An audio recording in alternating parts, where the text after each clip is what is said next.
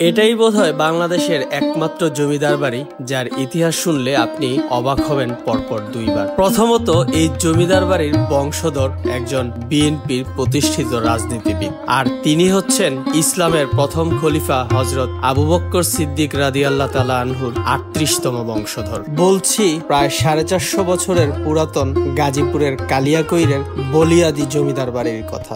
১৬১২ সালে এই জমিদারির গোড়াপত্তন করেছিলেন সাদউদ্দিন সিদ্দিকী, যার বাবা কুতুবউদ্দিন সিদ্দিকী ছিলেন সম্রাট আকবরের পালিত পুত্র, এবং সেই সুবাদেই এটি হচ্ছে বাংলাদেশের একমাত্র জমিদার বাড়ি যেটি মুঘল সম্রাট জাহাঙ্গীরের সরাসরি ফরমানে এখানে প্রতিষ্ঠিত হয়েছিল। আর এই পুরো জমিদার বাড়ির ইতিহাসটি লেখা রয়েছে জমিদার বাড়ির মূল প্রবেশপথের সামনেই। অত্যন্ত সুন্দর এই জমিদার বাড়িতে প্রবেশের আগেই কিন্তু চোখে পড়বে জমিদার বাড়ির মসজিদটি। তবে দুঃখের বিষয় হচ্ছে এত সুন্দর ইতিহাস সম্বলিত এই জমিদার বাড়িটির ভেতরে কিন্তু কাউকে ঢুকতে দেয়া হয় না।